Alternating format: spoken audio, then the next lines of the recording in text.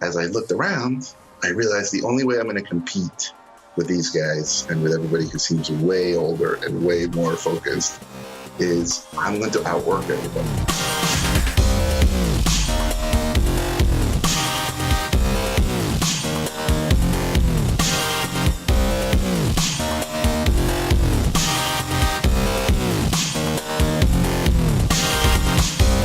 Listening to Inside Acting. You guys know us. Did you miss us? We're a podcast dedicated to demystifying the inner and outer game of success in the entertainment industry. I'm Trevor Elga. And I'm AJ Meyer, and I missed us. And coming up in episode 302, we have part one of Jasmin actually joined us on this interview. Jasmin and my three-part interview with writer, director, and animator Jorge R. Gutierrez.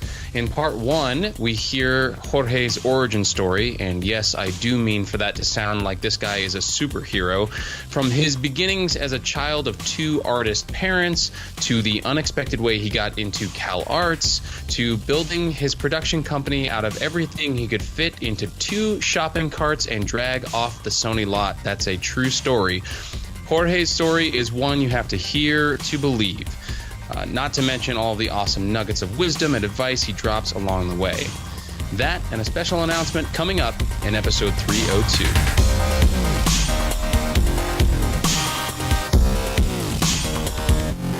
Support for this episode of Inside Acting is brought to you in part by Rehearsal Pro, the current version of Rehearsal, the essential app for actors. It's available right now in the iOS App Store.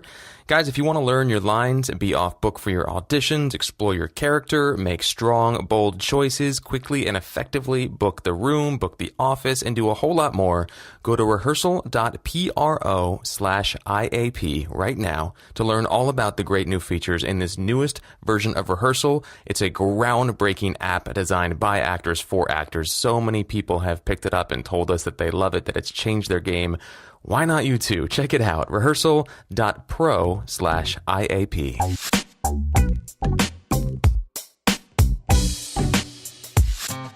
Hey, buddy. Hey, dude. We've got a couple of very brief announcements here. Just a couple of quick thank yous. Is this one we haven't thanked yet, Katie Porter? Or was that done in a previous episode? I don't think it was announced before, but we got a one-time gift from her. Thank you so much, Katie. And then a new member in the membership, Deanna Lumen. Is that how you say that? So thank you, ladies, for supporting the podcast, this little thing that we do. And we also just wanted to quickly mention some of the survey results that we got and sort of let that lead us into a conversation about some changes to come. Trevor, you are the one that put the survey together and then spent a little bit more time than me kind of culling them. Do you want to maybe tell our listeners what you learned about our listeners?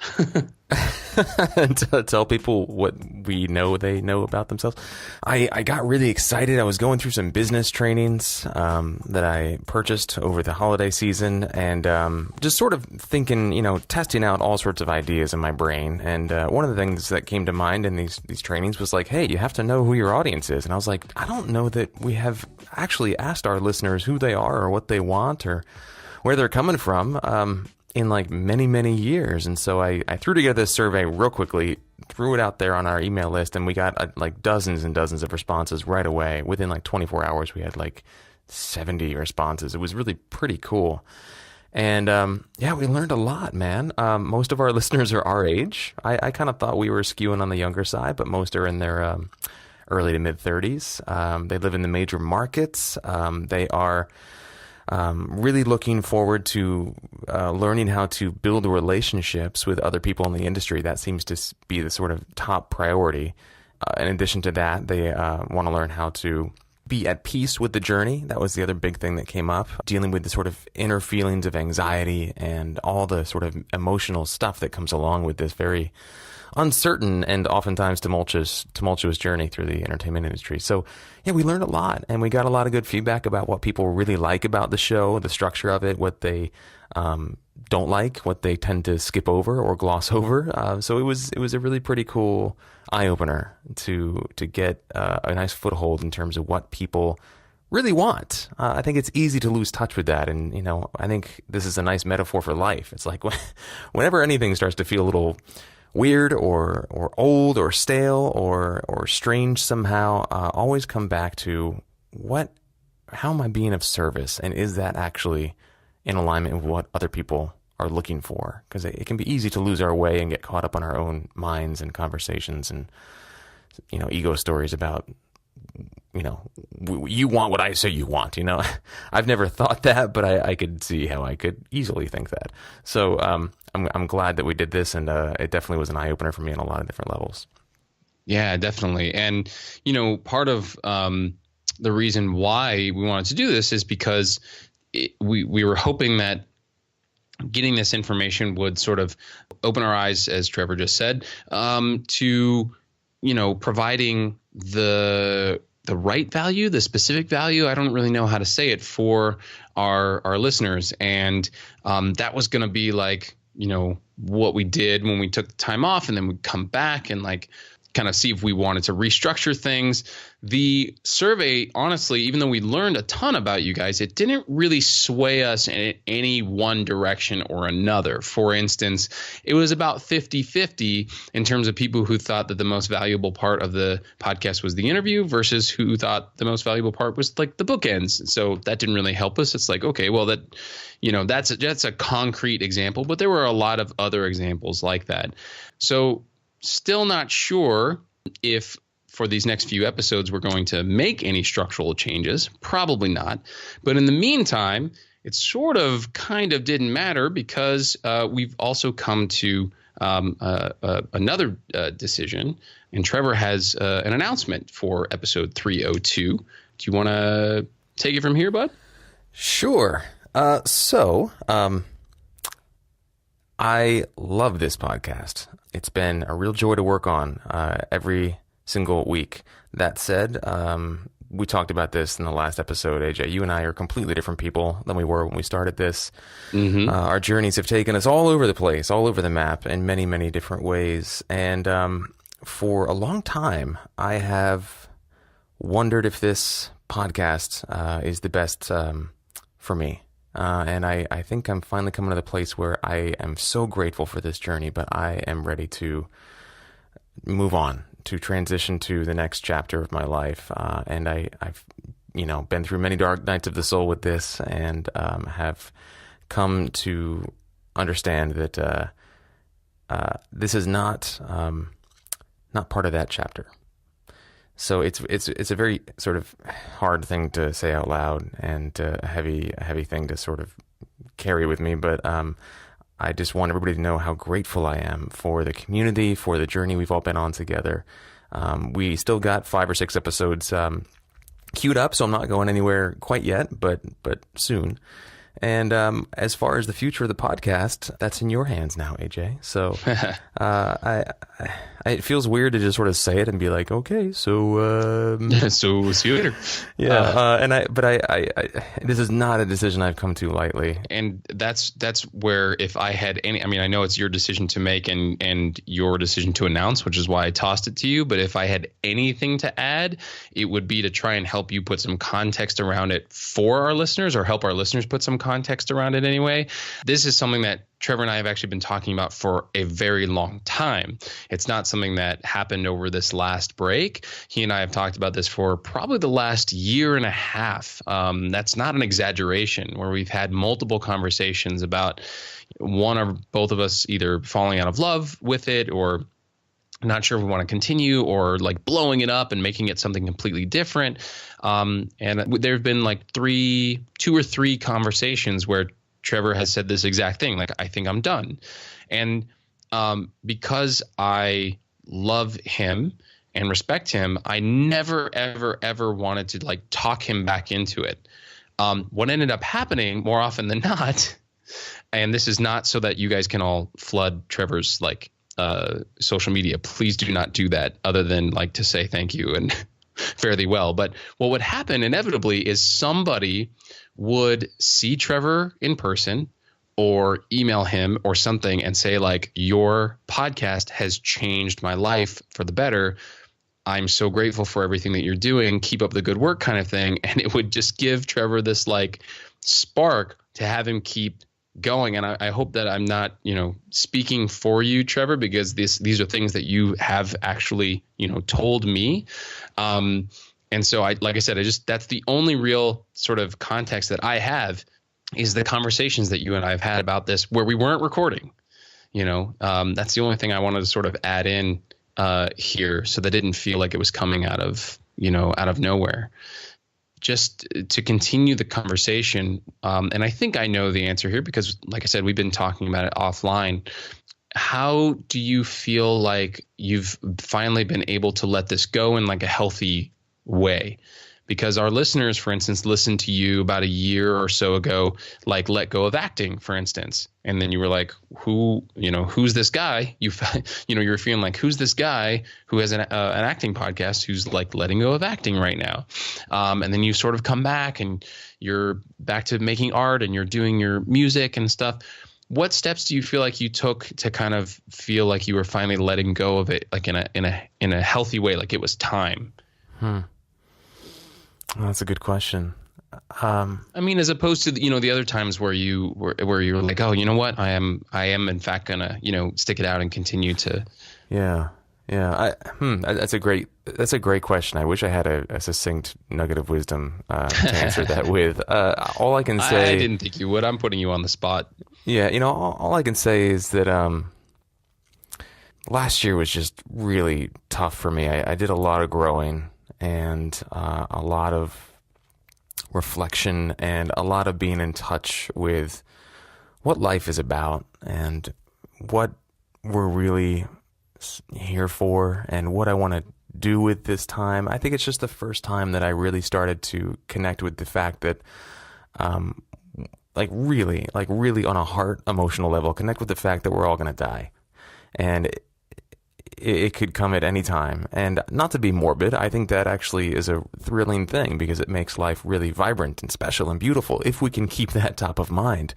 And I just started sort of systematically looking at my life and saying, where in my life am I holding on to things that don't, I don't want to say don't bring me joy, but that don't feel like me, who I'm becoming now.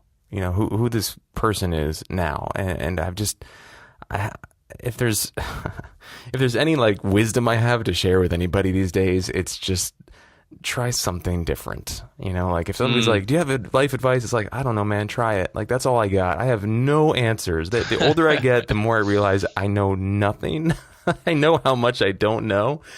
And I just, I don't know. It was just sort of like a slow settling of like, I don't know if this is part of my identity anymore, and I don't want to wear a mask in service of creating this thing, which has been valuable for people from the feedback we've gotten. But I don't want to be the one losing in that situation. And it wasn't that it wasn't satisfying and that I didn't love it a lot of the time. It just stopped feeling like 2017, 2018 Trevor. It felt like 2009 Trevor, who is just, he's gone. He's a thing of the past. And so it's like, why am I still doing this thing that just no longer feels authentic in the way that I want to be authentic at this phase of my life? And I that's kind of the best way I can think to put it. And I'm saying those words and they don't sound right to me, but that's the best way I can think to put it right now. Well, I mean, to put it another way, I remember you telling me once, like, recently, it's not like this has been going on. This particular aspect has been happening for a while, but like that you felt like you had to put on like the actor who has an actor podcast, sort of costume in order to do the podcast. And I remember hearing that and thinking like, oh man, that's like, I would hate, like, I didn't want that for you, as your friend. Like that was like, so I remember hearing you say that and being like, ooh, that's like, I get it. So I don't think that your explanation, like the explanation you just gave, is, I don't think it's as existential as you think it is. Put it that way. Okay, good. I really do have such a profound sense of gratitude for this piece of work that we've put together over the many years, AJ, you and I, for being a part of your journey and getting to know you on a whole new level over so much sort of crazy life stuff these past 8-9 years, and for the community we've built. It is such a joy for me to be able to meet people and learn from them and hear from them, and I'm gonna miss that a lot. I really am. But I'm ready to sort of step into the unknown, and I have no idea what that looks like. But I know that I can't keep doing what I was doing because down that road lies just stagnation and death. And that's not to say anything specific about anything. That's more just like a general life thing. You can't stay in one place too long, especially when your heart just keeps telling you, I know it's good, but dude. Like people change, things change. You gotta roll with it. And there's nothing in nature, in the universe, is ever static, and you gotta honor that. And I think a lot of unhappiness in the world comes from people not honoring that inner impulse to evolve, because it's hard. It's hard to break up with somebody. It's hard to share your truth, especially when people want you to do something else, and there's joy and there's value there. It's like, it's hard. There's something else calling to me. I don't know what it is, but it can't be heard until I sort of remove some of the obstacles. And that's been my sense. Well, that's okay. Your feelings are valid. It is sad. It is hard. It's sad and hard for me too, not to make this about me. But it is about us, and it is about the community. And I'm sure a lot of people out there are going to be, sad and heartbroken by the news as well. I didn't realize you were also breaking up with me. That's interesting to know. I wish you had told me before we started recording. Once you proposed to your girlfriend, it was over. Yeah. It was over. Yeah. My favorite bromance. So it's going to be a challenge to kind of get past like this announcement for this episode and for the next few episodes. So I'm just going to try and make this as like, I don't want to come across as sounding like cold, but I'm just going to be as pragmatic as possible for our listeners. So here's what's going to happen. We have a couple of interviews in the can that we didn't want to not get out into the community, this being one. And I am currently lining up a follow-up interview with Chuck Sloan so that he can explain to our whole community how the hell this new tax bill is going to affect actors. I figured that would be a good thing, since it's tax time right now and everybody's probably freaking out and not really understanding what's next. So that's coming. And then we'll probably have like a farewell episode for Trevor. And then I don't know what's next. I personally, as I shared before, have had similar feelings to what Trevor has felt, and then including the roller coaster of the ups and downs. I don't know that I'm ready to let go of the podcast yet, but I also agree with Trevor that A, we are different people than we were when we started it, and B, I've never done this without Trevor, so I don't know what that looks like. I don't know what that podcast is. I don't know what that podcast, how that podcast functions. And I don't even mean practically, I mean emotionally.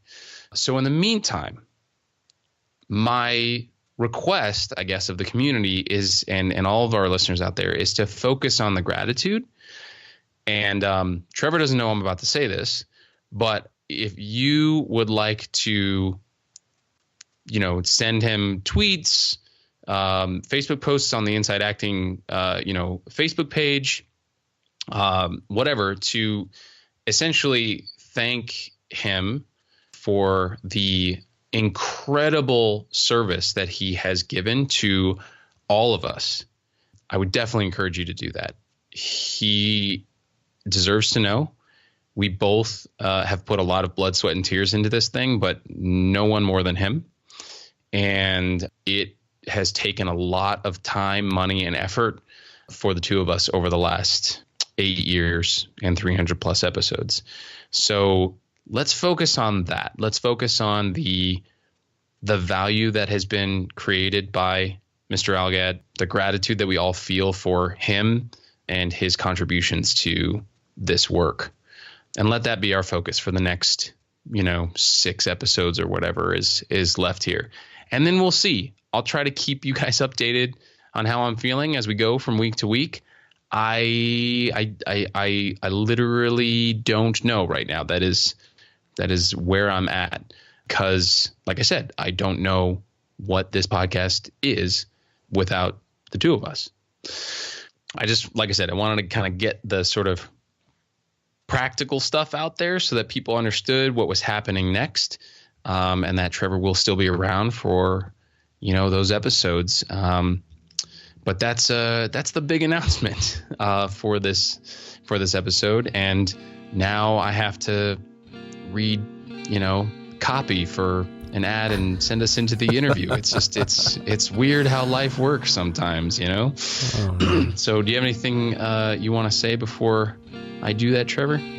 just a big old bro hug. Thank you, man. Thank you. Yeah. Love you, buddy.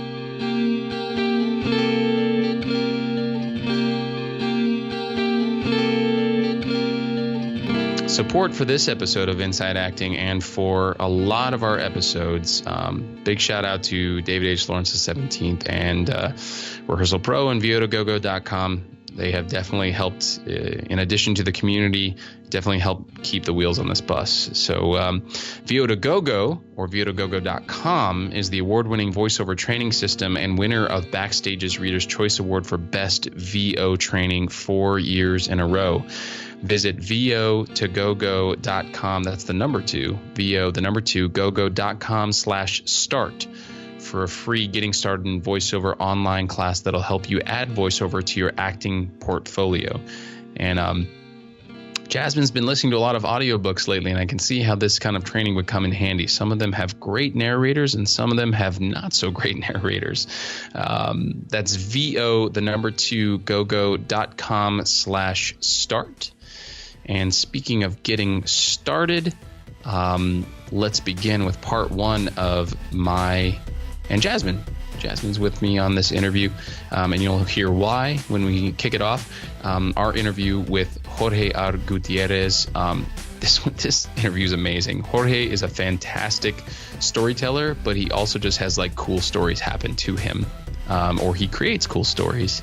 And you'll see in this first part of the interview what I mean by that, and then the second part just becomes even more epic.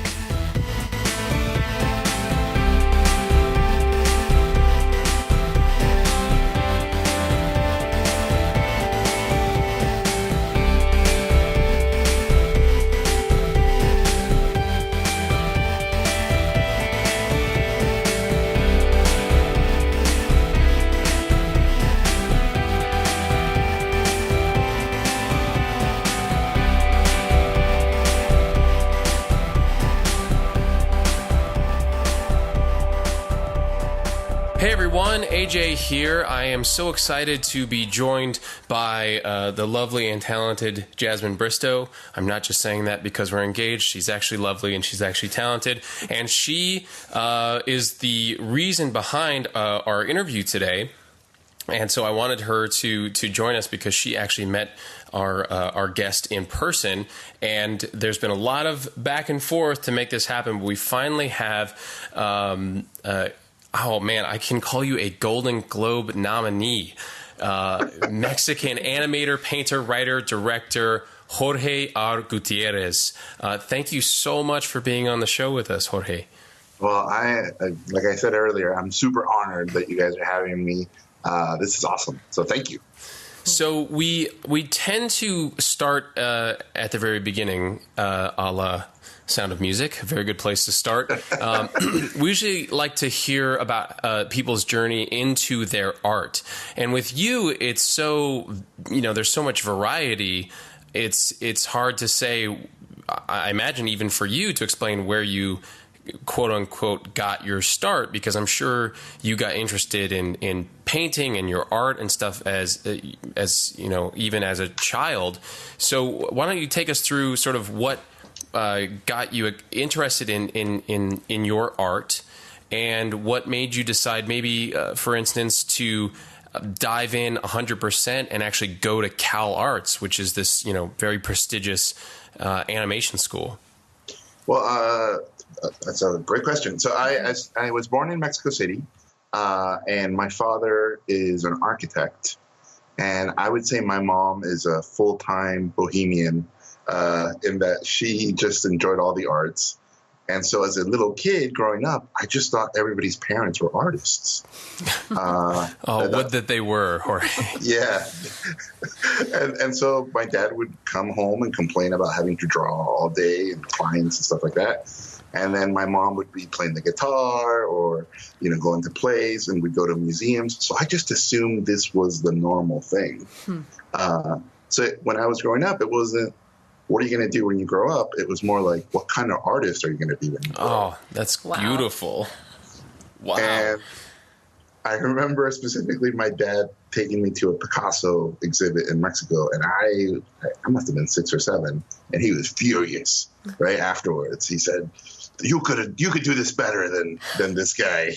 And I remember on the ride home, I was so excited because I was like, I'm better than Picasso. At only 6 years old. Yeah. And so eventually my dad sat me down. The Mexican fathers are very tough.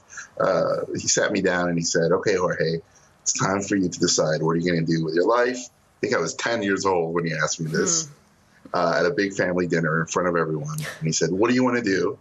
And I said, well, I want to be a painter, or I want to be a writer, or I want to be a movie director. Wow. And everybody in the table laughed. And my father did not look happy. And then a family friend, who I will eternally thank, said, you know what? That's animation. You get to do all 3 of those things. Wow. And so 10 years old, you said this happened? Yeah. Wow. As I got older, I started looking into it. And I don't know, I must have been a teenager. Again, father sat me down. He said, okay, if you really want to pursue this animation thing, you have to get into the hardest school in the world for it. And if you can do that, then maybe I will think about letting you study that. Wow. But this is a family where we take our art seriously, so it's on you. Yeah. Wow. Well, in your face, Dad, I got into CalArts. That must have been an exciting moment for the family. Yeah, it was kind of a crazy. So by this point, I'm living in Tijuana, in the border with San Diego, and so I was trying to learn as much as I could about drawing and animation, and so I would go to figure drawing classes. And this is Tijuana, so all the models were basically exotic dancers. So all my drawings looked really weird when I turned those in to the school. They're like, these look like fantasies. I'm like, no, you need to come to Tijuana. And so when I went over there, I had the plan. The original plan was everybody gets rejected from that school, right? Like out of 1,000 applicants, I think back then it was 32. 32 out of 1,000 get in for the animation program. And so the idea that I was, you make plans and the world laughs at you. But the plan was, I'm going to apply. It's going to take me 4 or 5 years to keep applying and getting rejected. And every time I get rejected, I'll get better. And eventually I'll get in, and that will give me enough time to work and to save money and for my parents to save money. And so I went as a 17-year-old to apply as a high school junior. And I took 2 portfolios, one of all the drawings I thought Americans wanted to see. So it was all Bugs Bunny and Bart Simpson and Mickey Mouse type of stuff. And then I also took a portfolio of my paintings that I was doing for me. And so my plan was, when I apply to CalArts, get rejected, but then I'll apply to other art schools for painting to see if I can get in, just as an experiment. And so I show my drawings to the animation school at CalArts, and the guy who reviewed it just destroyed me. He said some pretty hurtful things to hear as a 17-year-old. He said, these drawings you're showing me say nothing. You are not an artist. You have no voice. A copy machine could have done this. That is not what we do. And so please think about doing something different with your life because you're not an artist. And it immediately, of course, broke my heart. And I walked away from that portfolio review devastated. But the universe took pity on me, and I left my painting portfolio on the table. And so the guy, an old Holocaust survivor, Hungarian man who had won Academy Awards, goes, "Hey, sad guy, come back. Sad guy. You forgot your painting portfolio." And so as I walk back, he opens it, and his eyes exploded. Because it was all stuff I love about Mexico and Day of the Dead and Mexican wrestling and basically all the things that I was painting for me. And he saw that and he said, "You son of a bitch, why you don't show me this?" And he said, "This is you. This is your voice. If you can put this on a TV screen and if you can put this in a movie, you'll be doing something I've never seen before. So I'm going to let you into the school." So I got in as a 17-year-old, and my parents just didn't have enough money for me to go, and they don't give scholarships the first year. So it was quite the struggle. I ended up going without having enough money to finish the year. And I just, when I got there, I was probably the worst student as far as skill level. But as I looked around, I realized the only way I'm going to compete with these guys and with everybody who seems way older and way more focused is I'm going to outwork everybody. So any assignment I would get, I would do 10 and then turn in the best one. And I wouldn't tell this to anyone. And in my head, I was like, I'm going to hack the system by outworking everybody. So by the end of the year, the school gave me a full scholarship. And so I got to go for 6 years. I did my bachelor's and my master's there. Wow. And my dad at that point was like, maybe you're onto something. Maybe. Yeah. Oh, how many actors and other artists have heard that same thing? It's like you could book some, major television show or feature film. They're like, maybe this is finally working out. maybe you are talented. It's one of those things. He jokes about it with me, but he keeps telling me, like, before I die, maybe I'm going to be proud of you. Oh, gosh. Unreal. Well, I love, he has to be proud of that work ethic. I love that you thought to yourself that hacking the system was doing 10 times as much work. Usually when people say they're putting together a life hack, it's to cheat the system. Less. To cheat the system, yeah, to do less. I'm the worst hacker.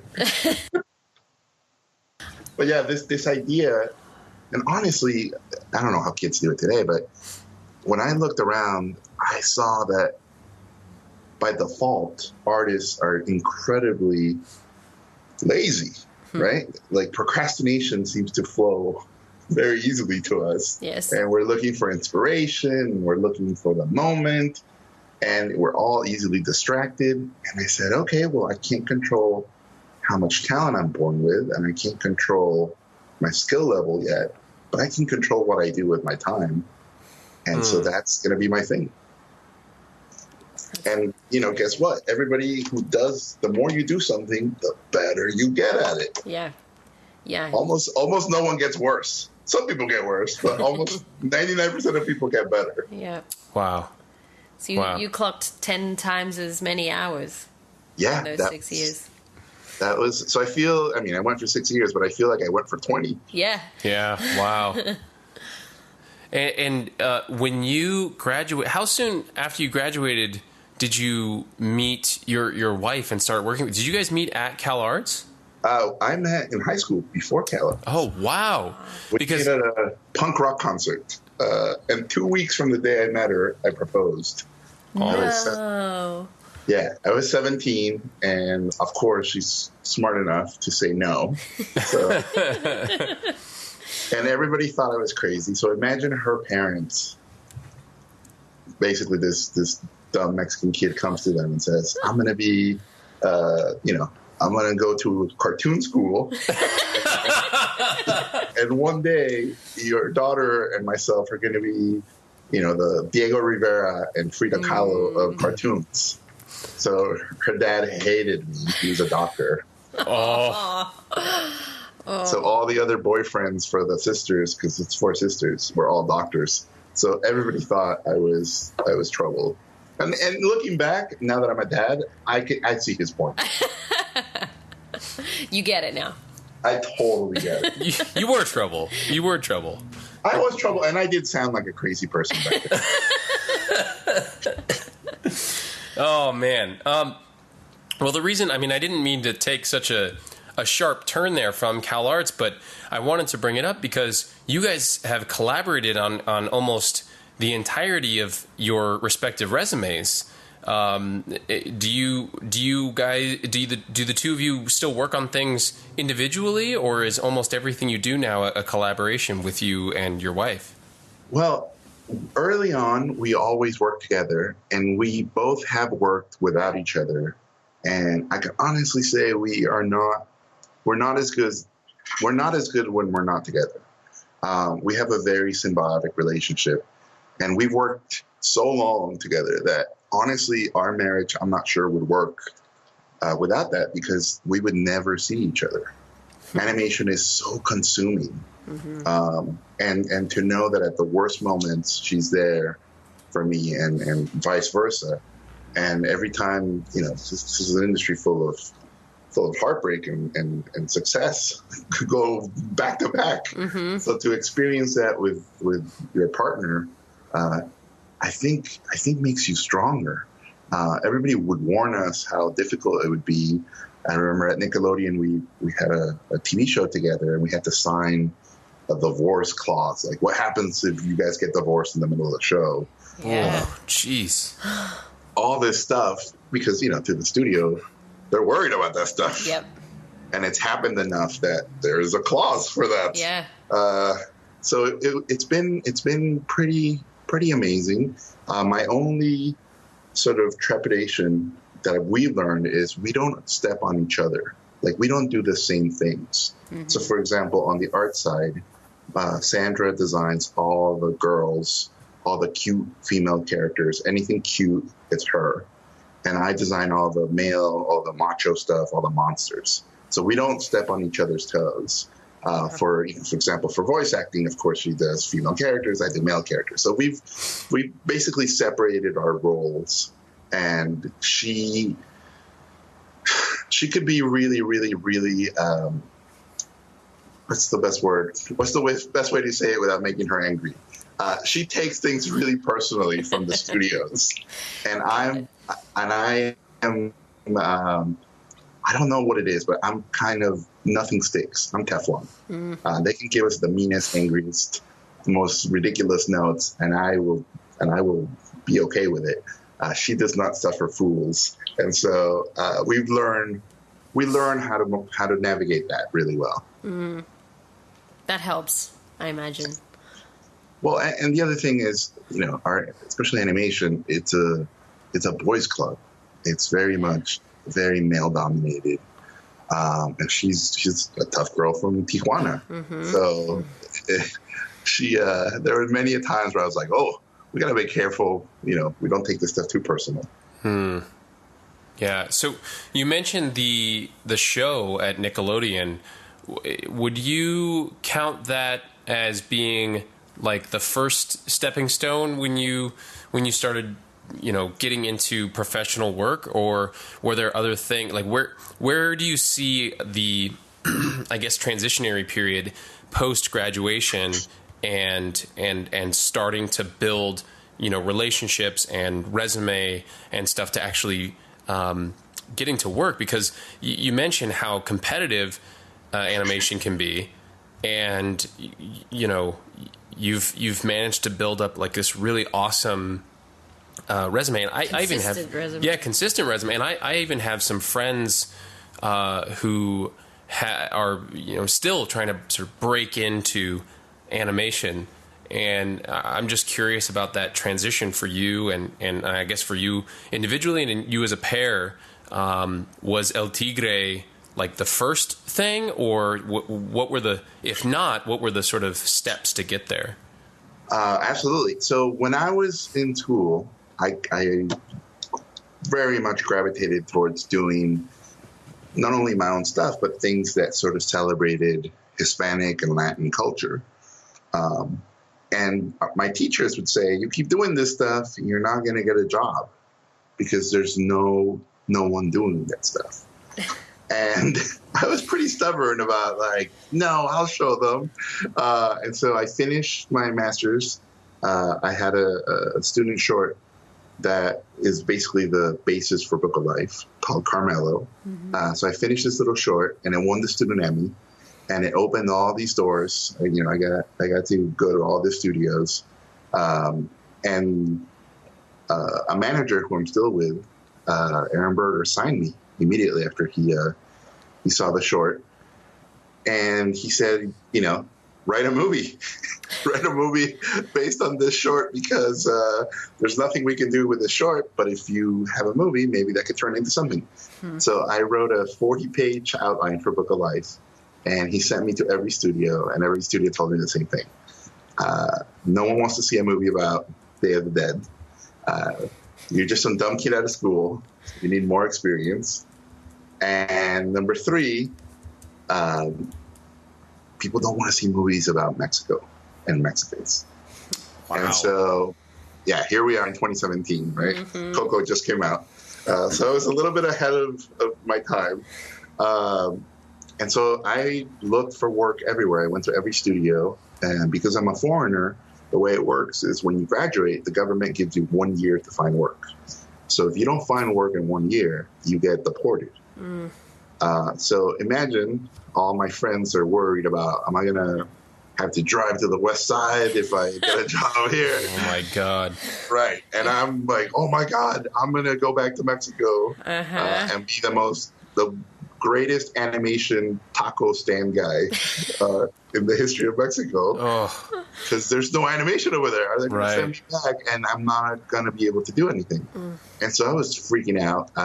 And so eventually, as I went through all the studios with my portfolio, people would say, this is great stuff, but we don't do anything like this. A producer at Nickelodeon back then said, he brought me to his office, he closed the door, and he's like, look, I'm going to give you some advice.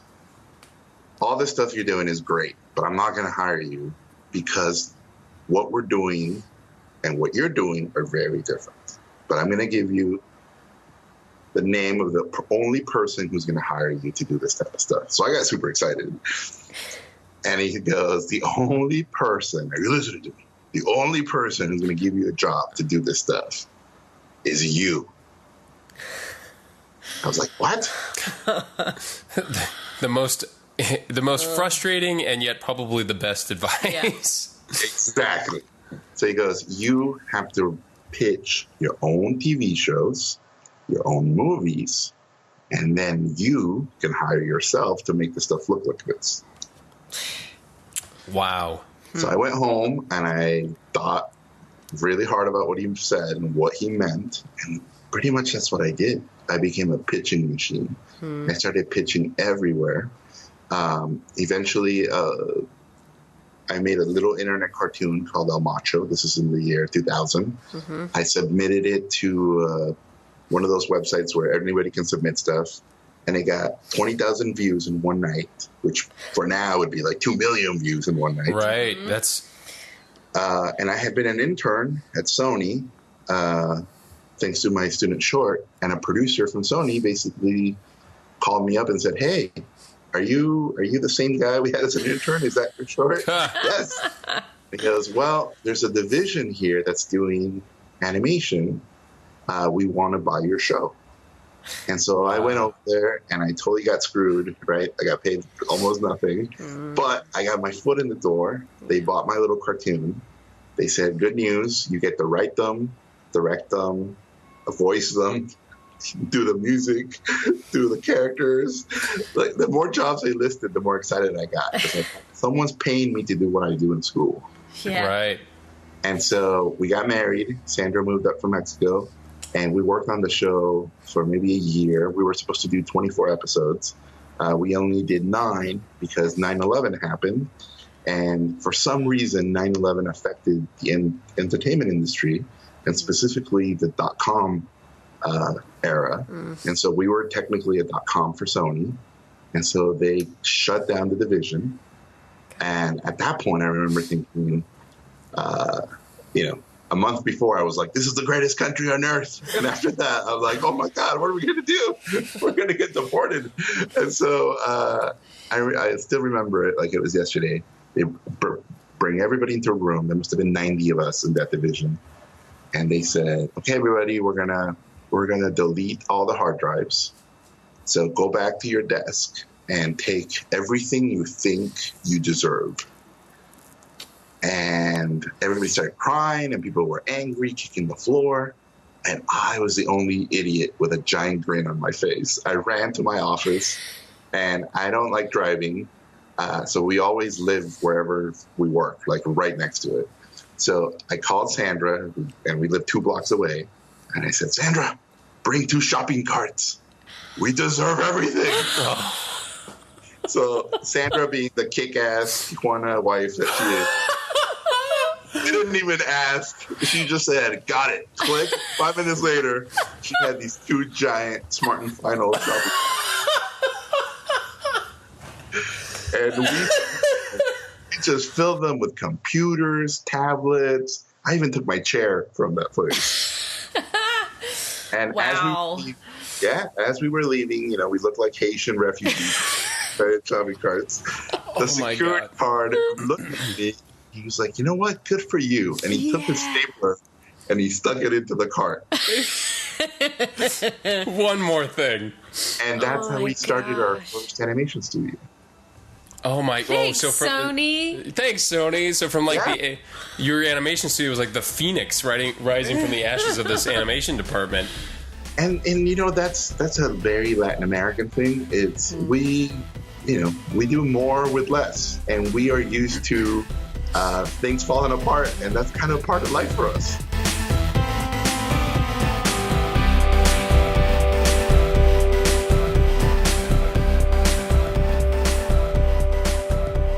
All right, everybody, welcome back. Hope you enjoyed part 1 of Jasmin and AJ's chat with Jorge R. Gutierrez. That's awful. I'll never do that again, I promise. Don't worry, I'm only here for a few more episodes, and then I'm out. I will not be messing up any more names, Trevor said. I have not had a chance to listen to this interview series, but I looked at the notes you put together, AJ, and this looks like truly, truly one for the books. I haven't seen a lot of Jorge's work, but this is very timely because, God, what's the name of the movie? I'm blanking on the movie even now still.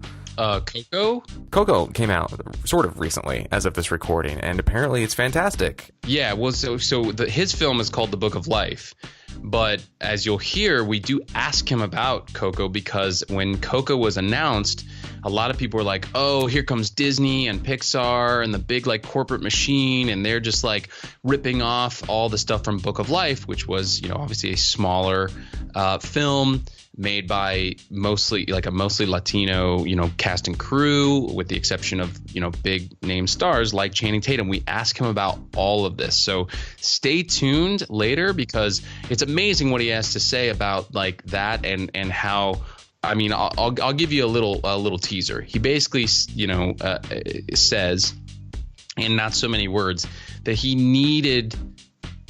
and other people who are doing the kind of work that he's doing need a film like Coco to work and be successful because it shows the industry, which is sometimes ignorant, for lack of a better word, that stories about Mexicans and concerning Mexican culture can sell.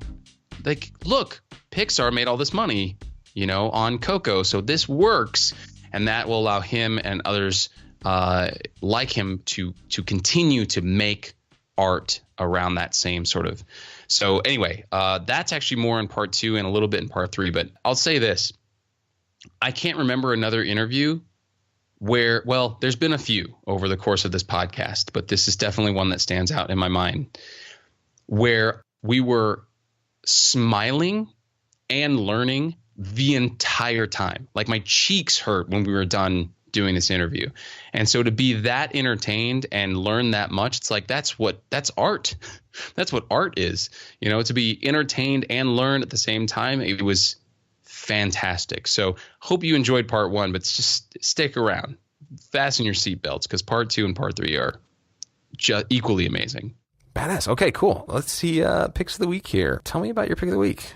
So mine's pretty simple. It's a new musical artist that Jasmin actually discovered, and we've been listening to her kind of nonstop around the house. We got a new Bluetooth speaker that plays music throughout the house while we're hanging out here, which is really nice.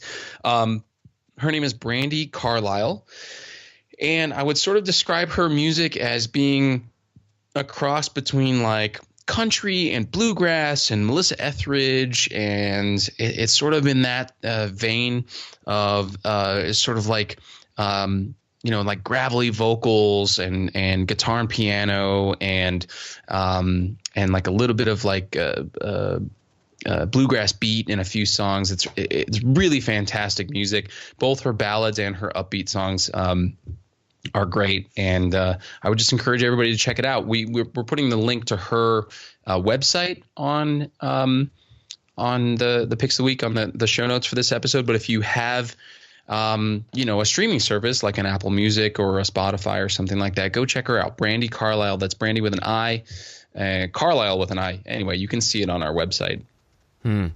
Cool. I'm looking forward to this. Yeah, I think you'll enjoy her music, Trev. I've been enjoying yours. I will say that if you're not on Trevor's email list, by the way, you should get on that because he's been releasing some fantastic music lately. What's your pick of the week?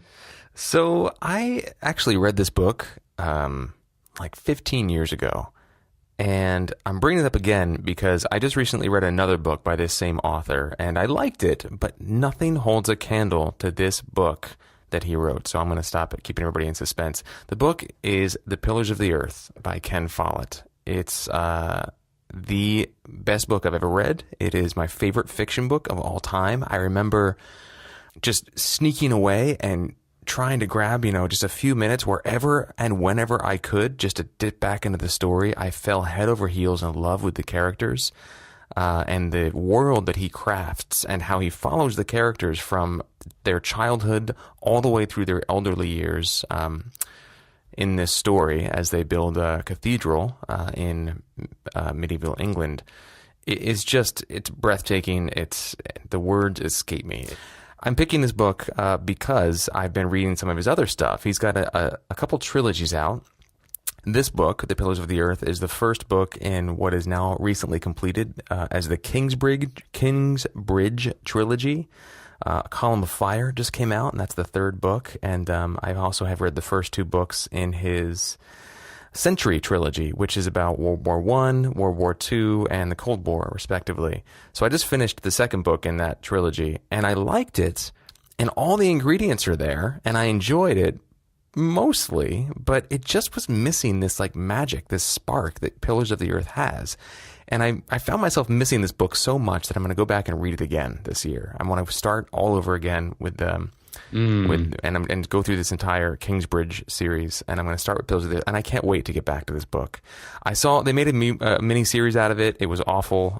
There's an app that came out recently that's like an interactive storyline game, and you can veer away from the plot of the book in the app if you want. I tried to stomach a few episodes of the miniseries and couldn't. And the app looks like it's geared towards a different demographic than me. But the book is just fantastic. So check it out. If you're looking for a great read, I will be surprised. Well, actually, no, I won't be, because I know some people who have read it that weren't as bowled over by it as I was. But I also know a lot of people who were like, dude, that book was just something else. So check it out. The Pillars of the Earth by Ken Follett. I don't love all his work, but this book, it's awesome. I feel like something about the way you're describing it, I think Jasmin may have read this or one of his trilogies or something like that. It sounds familiar. So I guess I'll add it to my list, Trevor reading list, my never-ending Trevor reading list. No. Anyway, it's good. All right. So that is, by the way, I Forgive You, the name of the album by Brandy Carlisle. Check it out. Link on our website. And the book, The Pillars of the Earth by Ken Follett. Just my favorite fiction book of all time, hands down. Easy top of the list. Check them out. Links to both those are on our website. And I think that does it for this sad episode. Yeah. Oh, it's okay, man. It doesn't have to be sad. Like I said, let's focus on the gratitude, focus on what's next, and owning what's true for you. And that goes for you, Trevor, and like the royal you. Like if you're listening to this, focus on what's true for you. Well, on that note, I guess that's it for episode 302. Thanks for listening, guys. Today's episode was, of course, produced and hosted by us, Trevor Algatt and AJ Meyer. The team also includes Jen Levin and Grace Gordon, and Deb Smith, who has recently decided that she is also going to sort of move on to refocus her energy on other things, and we have loved working with Deb. She was our community manager for many years, and she worked pro bono all that time, just helping facilitate live events. She did a wonderful job teaming up with Jen, getting our 300 party going, our 200 party. And she's just done so much for the podcast and just been such a beacon of light and love and creativity. And what a wonderful example of a hustling actor. She rocks, man. If you're not following her on social media, you should be, because she will just inspire you to the moon and back to just get a fire lit under your butt and go make it happen. She's a real beacon of light in this industry. So follow her. We wish her well. Thank you, Deb. We love you a long time, and looking forward to seeing what is next for you. It's going to be epic, whatever it is. Visit us online. We're still online. We still have a website. Everything's fine. It is acting.net. Sign up for our weekly emails while we're still here. And listen to all of our episodes there and on iTunes. I'll say this, regardless of what happens, that feed will be up for a good 6 to 12 months. So if you're interested in archiving them for yourself, now would be a good time to download them onto your computer and get them onto, I don't know, a hard drive or something. Have fun. We've put them out there for free, and they don't belong to us anymore. They belong to the community. So we're also on social media. That'll never go away. At Inside Acting, pretty much wherever else you get your podcasts, you can check us out in all the different places. Yeah, and like AJ just said, the podcast itself is going to be online for a while. The website, the podcast feed, all that server space, like that stuff costs money, but we've had such wonderfully consistent contributions from the community that we have enough in the bank to keep this feed online, even if everything stopped like tomorrow. We have enough in the bank to keep the feed online for the next 6 to 12 months. So if you have contributed, know that you have directly funded keeping this information available and out there to the community on the internet for free for a good chunk of the next, time. I don't know what unit of time to use here, but a good chunk of time for the foreseeable future. So thank you for that. If you are listening to this and you're like, you know what, I have listened to this podcast for a long time and I've been meaning to contribute, and I don't know what's going to happen next with it, but I want to make sure that it sticks around a little bit longer. Hey, your contribution could keep us online for another month beyond what we already got in the bank currently as of this recording. So feel free to do that. You can do a one-time contribution or an ongoing gift. Just visit us at insideacting.net, where you can learn about everything and help keep this podcast up on the interwebs for free for people to learn from and hopefully make everybody's job a little bit easier in this industry. Well, that's it for episode 302. Signing off until next week. Thanks for listening. We'll see you next week, and in the meantime, focus on the gratitude.